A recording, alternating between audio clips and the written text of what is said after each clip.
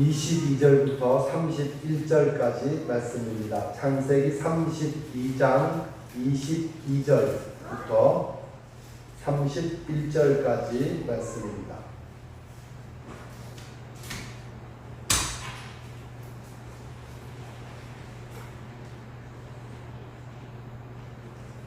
우리 한 절씩 번갈아 가면서 읽도록 하겠습니다. 밤에 일어나 두 아내와 두 여종과 11 아들을 인도하여 야복 나루를 건널세.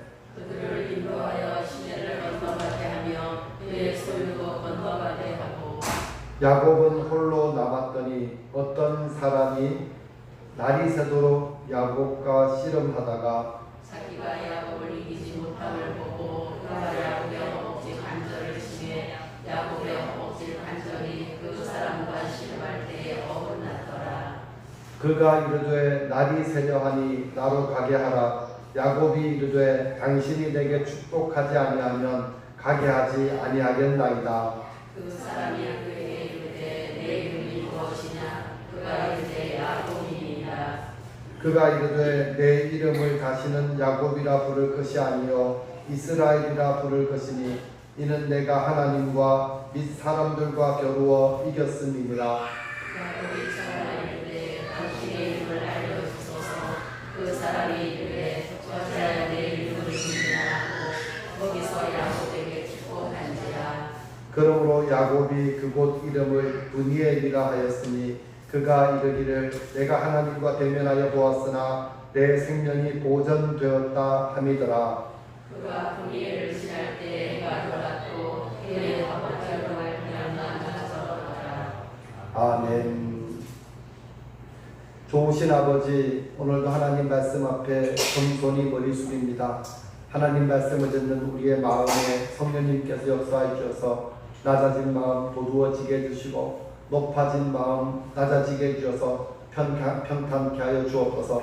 딱딱해진 마음 부드러운 땅이 되게 해주시고 하나님의 말씀을 잘 받고 인내함으로 지키어 순종할 때 30배, 60배, 100배의 글씨를 맺는 옥토가 되게 하여 주옵소서. 오늘도 주님의 귀하신 음성이 우리에게 꼭 필요한 하나님의 음성이 되게 해주시고 믿고 순종할 때에 하나님의 능력을 맛보며 살 수 있는 그러한 은혜의 시간 될 수 있도록 주장하여 주옵소서.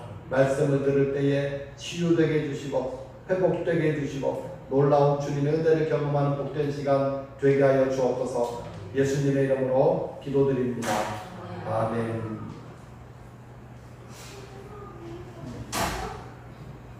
대부분의 사람들은 현실적인 문제에는 굉장히 민감합니다. 그런데 영적인 문제에 대해서는 무지합니다. 그래서 내 일생 가운데, 내 생활 가운데서 일어나는 일, 눈에 보이는 것, 그런 것들에는 관심이 많죠. 그런데 또 예배하고 기도하고 이렇게 하는 일이 얼마나 중요한지는 알지 못합니다. 그래서 안 믿는 사람들은 우리를 보고 왜 맨날 교회 가느냐 그렇게 말하죠. 또 예배하면 돈이 생기냐 떡이 생기냐 그렇게 말을 하기도 합니다. 예배는 시간 낭비라고 생각하기 때문이죠. 그렇게 생각하는 사람들에게는 먹고 사는 문제가 그만큼 중요한 것이고 또 먹고 사는 것이 어느 정도 해결되어야만 내가 행복할 수 있다 그런 생각을 가지고 있기 때문입니다.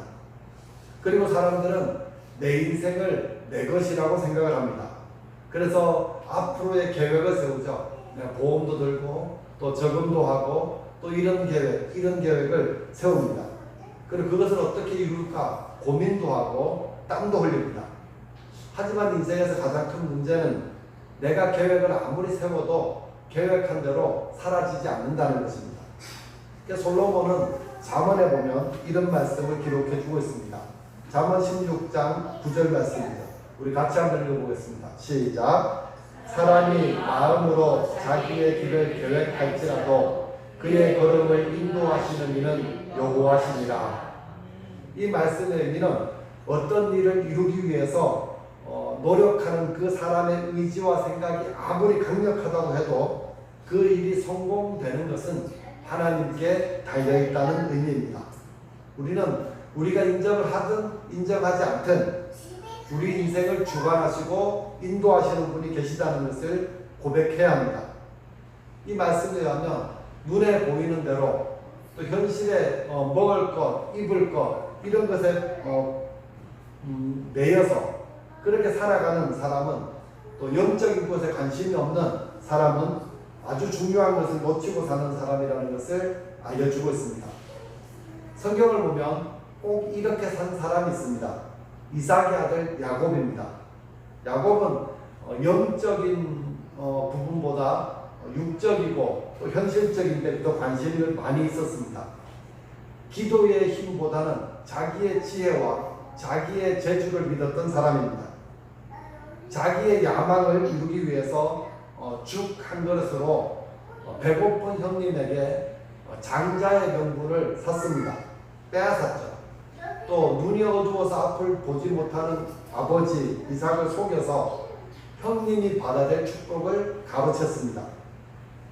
외삼촌 라반의 집에 가서는 20년 동안 살게 되는데 자기가 노력하고 땀을 흘려서 20년이 지난 다음에는 2명의 아내와 또 2명의 첩을 두고 11남매 11명의 아들을 낳고 딸도 낳았습니다. 또 수많은 양떼와 종들과 낙타와 소들을 소유한 부자가 되었습니다. 얼마나 대단합니까? 외톨이로 타향에 가서 가정을 이루고 많은 재산을 모았다. 이건 쉬운 일이 아닐 거예요. 근데 그 야곱은 이런 삶을 이루어냈습니다. 물론 그가 이렇게 된 이유는 보이지 않는 하나님의 복이 있었기 때문이고 하나님의 손길이 도와주셨기 때문입니다. 이삭이 야곱을 축복할 때 이렇게 축복했죠. 창세기 28장 3절입니다. 전능하신 하나님이 내게 복을 주시어 내가 생육하고 번성하게 하여 내가 여러 족속을 이루게 하시고 아브라함에게 허락하신 복을 내게 주시되 너와 함께 내 자손에게도 주사 하나님이 아브라함에게 주신 땅 곧 내가 거주하는 땅을 내가 차지하게 하시기를 원하노라. 또 그 다음에 외삼촌 라반의 집으로 가다가 광야에서 이제 밤을 지내게 될 때 돌베개를 베고 누웠을 때 하나님께서 야곱을 찾아오셔서 이렇게 복을 주십니다. 28장 13절입니다. 또 본즉 여호와께서 그에게 서서 이르시되 나는 여호와니 너의 조부 아브라함의 하나님이요 이삭의 하나님이라. 내가 누워있는 땅을 내가 너와 내 자손에게 주리니 내 자손이 땅의 띠끌같이 되어 내가 서쪽과 동쪽과 북쪽과 남쪽으로 퍼져나갈지며 땅의 모든 족속이 너와 내 자손으로 말미암아 복을 받으리라. 하나님께서 말씀하신 이 복이 야곱과 함께 머물러 있었습니다. 근데 문제는 야곱이죠. 야곱은 하나님을 아는 사람이었습니다. 그저 할아버지가 아브라함이고 아버지가 이삭입니다. 가끔 예배도 드렸을 것이고 하나님께 기도도 했을 것입니다. 그런데 정말로 하나님을 아는 사람은 되지 못했습니다. 왜냐하면 그의 삶을 가만히 보니까 하나님의 은혜를 의지하기보다는 자기의 지혜를 믿었고 하나님의 방법이 아니라 자기의 방법으로 살았던 사람입니다. 자기의 힘으로 인생을 계획하며 땀 흘리며 노력하고 또 야망을 이루는 그런 삶을 살았고 성공했습니다. 어쩌면 이 야곱의 모습을 보면서 오늘 우리의 모습도 볼 수 있습니다. 우리는 하나님을 아는 사람들입니다. 주일이 되면 예배도 하고요, 또 기도도 합니다. 근데 살아가는 삶의 자리에서 보면 영적으로 무관심하게 내 힘과 내 노력과 내 지혜로 인생을 살아가고 있습니다. 가만히 보세요. 돈에 대해서는 굉장히 민감하지만 성경을 읽는 시간은 아주 작습니다. 노래방에 가서 열심히 노래는 부르지만 하나님을 찬양하는 시간은 없습니다. 자녀의 영적인 삶에는 관심이 없습니다. 하나님 말씀을 더 배우고 하나님 말씀을 내 속에 채우고자 하는 열망은 별로 없습니다. 세상에 돈이 좀 없어지면 돈을 벌지 못하면 안타까워하는 만큼 내게 영적인 관심이 없다는 것에 대해서는 별로 관심이 없습니다. 교회는 다니긴 하지만 하나님의 풍성한 은혜를 사모하지도 않고 그 은혜에는 관심도 없습니다. 알지도 못하죠. 그렇게 우리는 조금씩 메말라가는 삶을 살고 있습니다. 그러다가 내 인생에 좀 어려운 문제가 생기면 하나님이 과연 계시는가? 하나님은 내 기도를 들어주시는가? 이런 의심을 합니다. 여러분, 우리 인생은 내 뜻대로 되는 것이 아닙니다. 야곱도 그것을 잘 보여줍니다. 야곱이 먼 곳에 가서 20년 동안 고생하면서 많은 것을 이루었습니다. 복을 받아서 부자가 되었습니다. 그런데 외삼촌의 아들들이 야곱을 모함하기 시작합니다. 그리고 외삼촌 라반이 야곱을 대하는 눈길도 예전과 달라졌습니다. 31장 2절 말씀 보십시오. 야곱이 라반의 안색을 본즉 자기에게 대하여 전과 같지 아니하니라. 위기를 느꼈죠. 위기를 느낀 야곱은 이제 내가 다시 고향으로 돌아가야 되겠다, 그렇게 마음을 먹습니다. 그런데 타향에서 고생하며 성공한 인생인데 금이 환영해야 될 거 아니에요. 근데 고향으로 가는 발걸음이 그렇게 기쁘지 않습니다.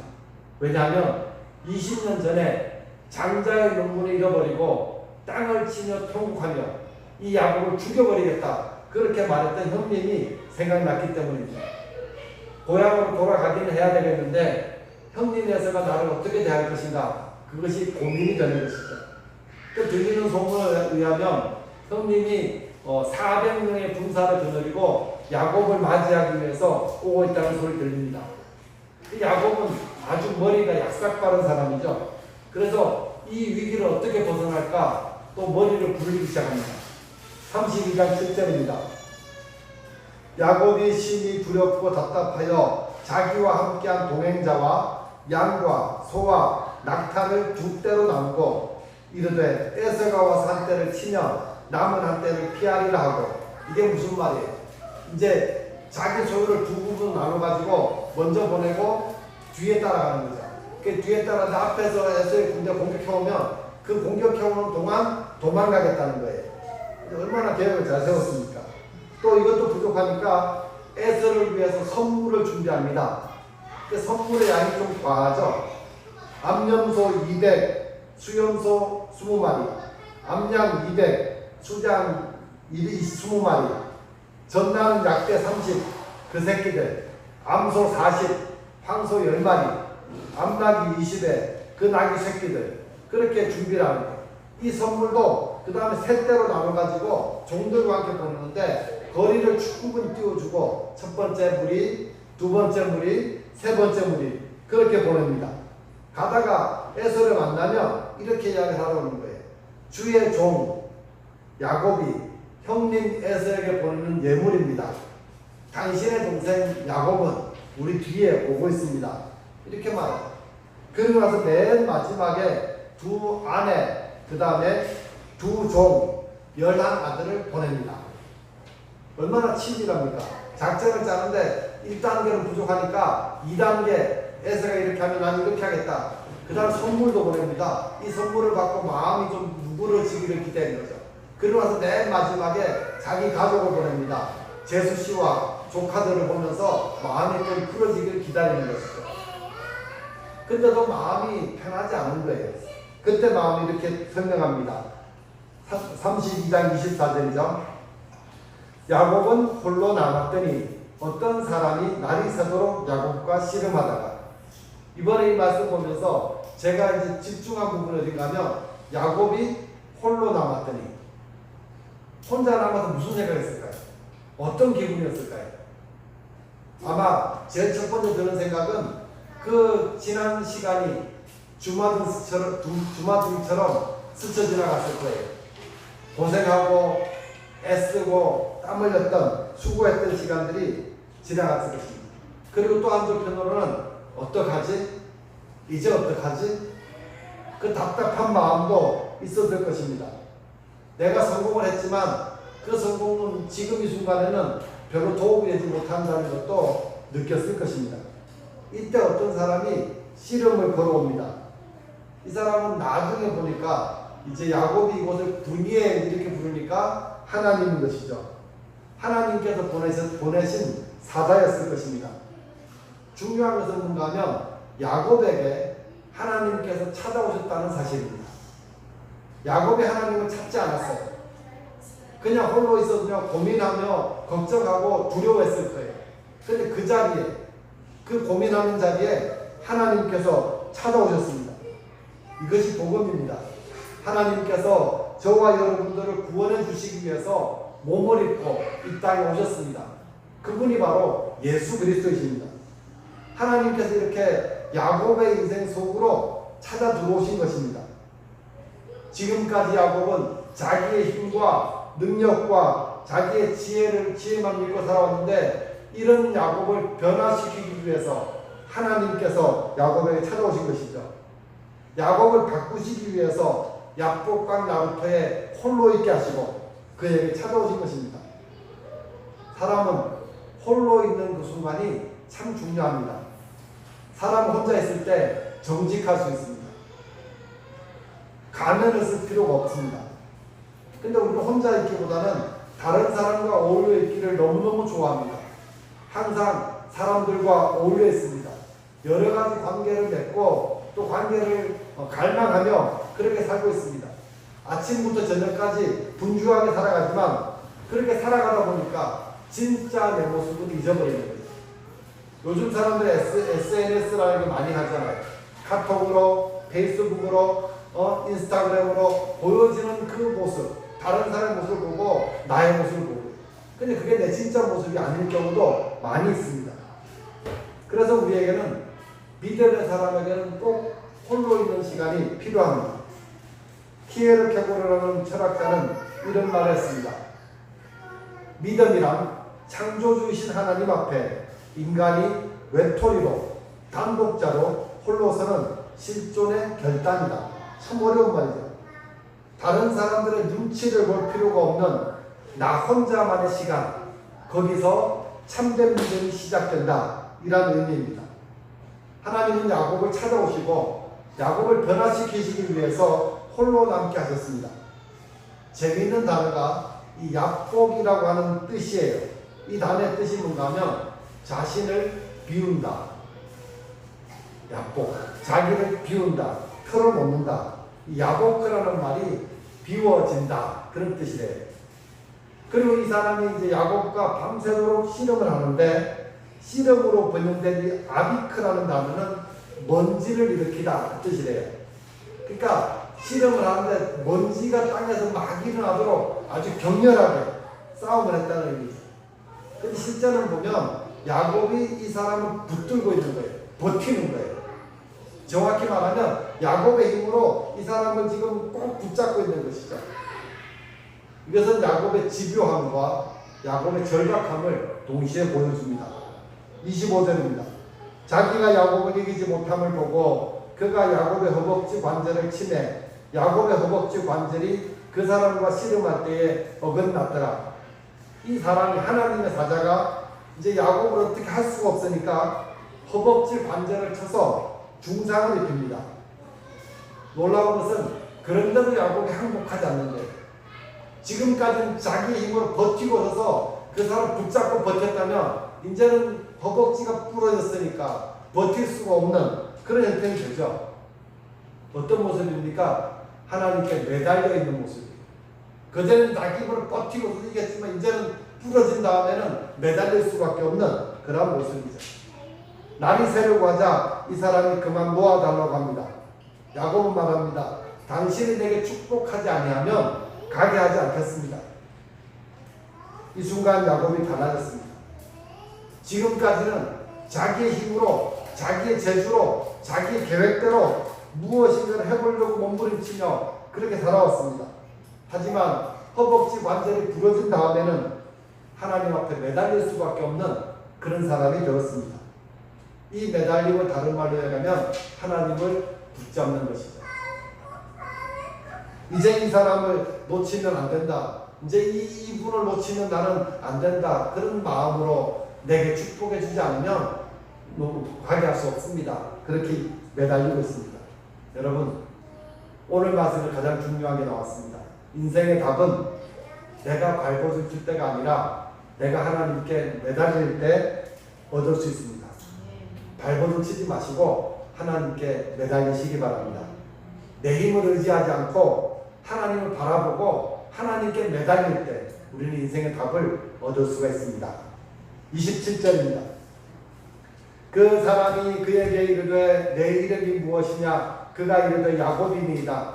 그가 이르되 내 이름을 다시는 야곱이라 부를 것이 아니요 이스라엘이라 부를 것이니 이는 내가 하나님과 및 사람들과 겨루어 이겼음이니라. 여기서 야곱의 이름을 바꾸어 주십니다. 원래 야곱은 발꿈치를 잡은 자라는 뜻이죠.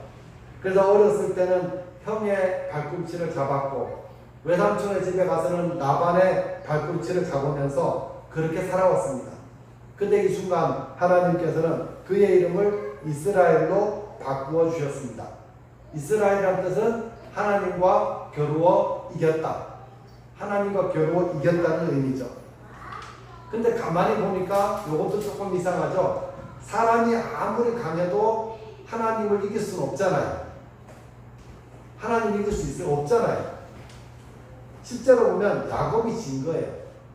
야곱의 허벅지 관절이 부러지면서 야곱은 이미 깨진 게 게임 오버예요. 그런데도 하나님은 그의 이름을 네가 이겼다 그렇게 불러주는 거죠. 하나님이 져주신 것입니다.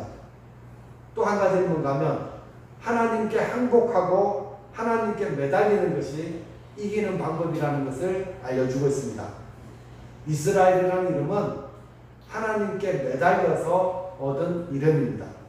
정확하게 말하면 하나님께 항복한 다음에, 그죠? 하나님께 지고 난 다음에 얻은 이름이 하나님을 이겼다라고 하는 이름입니다. 우리가 하나님의 복을 받고 하나님의 은혜를 체험하는 방법은 내가 지고 하나님이 이길 때입니다. 내가 죽고 예수님이 살 때입니다. 그러므로 우리에게 있어서 가장 중요한 싸움은 나를 이기는 싸움이죠. 자기 고집을 꺾는 것이고 나를 버리는 싸움입니다. 여러분 이 싸움을 잘 싸우시기 바랍니다. 30절입니다. 그러므로 야곱이 그곳 이름을 브리엘이라 하였으니 그가 이르기를 내가 하나님과 대면하여 보았으나 내 생명이 보존되었다 함이더라. 야곱이 이곳 이름을 브니엘이라고 짓습니다. 브니엘은 하나님의 얼굴이라는 뜻입니다. 이제 이 사건을 생각하면서 20년 전에 만났던 하나님을 기억합니다. 20년 전에 하나님을 만났을 때 그 돌베개하고 누웠던 돌을 세우면서 그곳 이름을 베델이라고 불렀죠. 이곳은 하나님의 집입니다. 근데 20년이 지난 다음에 다시 또 고백합니다. 내가 하나님의 얼굴을 보았다. 이렇게 고백을 하죠. 여러분, 야곱은 이때까지 진실하게 하나님 앞에 서지 않았고요. 자기 생각대로 자기의 힘을 믿으며 자기의 노력을 의지하면서 그렇게 살았습니다. 부지런히 일했고 땀 흘려 살았고 또 하나님의 이름도 불렀습니다. 그러나 그의 진심은 없었죠. 형식적이었었고 그냥 적당히 기도하고 적당히 예배하고 그렇게 살았을 것입니다. 하나님께서 약봉 나루를 만나게 하셨고 거기에 홀로 남게 하셨습니다. 씨름하시고 그의 허벅지를 쳐서 부르뜨리셨습니다. 그리고 마지막에는 이스라엘이 되게 하셨습니다. 여러분, 오늘 우리가 삶을 살아가면서 정말 중요한 것은 부지런히 사는 것도 중요하지만 그만큼 하나님과 함께 있는, 하나님 앞에 홀로 있는 그 시간이 중요하다는 것입니다. 우리에게도 약복 나루는 필요합니다. 내가 홀로 있는 그 순간 우리 하나님께서 우리를 찾아오시는 시간이고 내가 홀로 고민하며 깊은 신음하고 있는 그때에 하나님을 만날 수 있는 시간입니다. 그때가 하나님과 대면하여 보는 시간, 브니엘의 시간이 될 것이고 그 자리가 바로 베델 하나님의 집이 될 것입니다. 야곱의 인생의 문제는 야곱을 죽이기 위해서 오는 형 에서가 아니에요. 에서가 데리고 오는 400명의 군대가 문제가 아니었습니다. 자기 문제였어요. 자기. 야복 나루터에서 하나님과 씨름했던 그 야곱을 생각하시고 오늘 하나님 앞에서 여러분 자신을 버리고 이제는 하나님께 매달린 자가 되어서 하나님과 씨름해야 합니다. 나를 이기는 씨름, 나를 무너뜨리는 씨름을 통해서 하나님이 아니면 나는 아무것도 아닙니다. 그것이 증거가 뭐예요? 절뚝발이가 되는 거예요. 이제는 지팡이 없이는 제대로 걸을 수 없는 사람이 되는 거예요. 얼마나 큰 상처입니까? 근데 야곱은 이 지팡이를 볼 때마다 그걸 생각했을 거예요. 나는 내 힘으로 사는 존재가 아니구나. 나는 하나님의 은혜가 있어 사는 존재구나. 그런 사람으로 바뀌어졌습니다. 오늘 이런 은혜가 저와 여러분에게도 함께 하시기를 주님의 이름으로 축복합니다. 기도하겠습니다. 좋으신 아버지, 은혜와 사랑을 감사합니다. 인생의 큰 위기를 만났을 때 야곱을 나루터에 홀로 있게 하시고 그를 만나 실험해 주시고 그의 환복대를 쳐서 부르뜨려 주시고 그에게 이스라엘이라는 이름을 허락해 주신 하나님을 바라봅니다. 주님, 우리가 내 인생이 내 것인 줄로 알고 눈에 보이는 것이 전부인 줄로 알고 땀 흘리며 수고하며 계획하며 살아갑니다. 그러나 그럼에도 불구하고 우리 인생을 주관하시고 다스리신 하나님이 있음을 기억하지 못한 우리들을 깨우쳐 주시옵소서. 내 인생에 홀로 있는 그 시간이 하나님을 만나는 시간이고 정말 나를 부르뜨리고 나를 부인하고 나를 이기는 영적인 싸움을 통해서 하나님께 매달린 사람이 되게 하여 주옵소서. 하나님께 매달려 살 때에 그때 하나님의 은혜가 나타나고 내가 비록 이제 저런 말처럼 장애인 되어도 주님 주신 지팡이 붙잡고 하나님의 은혜를 의지하며 살았던 것처럼 주님, 우리에게도 이런 거룩한 상처가 있게 해주시고 이런 거룩한 주님을 만나는 경험이 있게 해주옵소서. 야곱이 홀로 남았더니 우리도 홀로 남아있어서 주님 앞에 새롭게 회복되는 은혜를 허락하여 주옵소서. 오직 내 힘이 아니라 주님의 힘으로, 내 지혜가 아니라 주님의 지혜로, 내 능력이 아니라 주님의 은혜로 살아가는 삶이 될 수 있도록 은혜 더하여 주옵소서. 감사드리며 예수님 이름으로 기도드립니다. 아멘.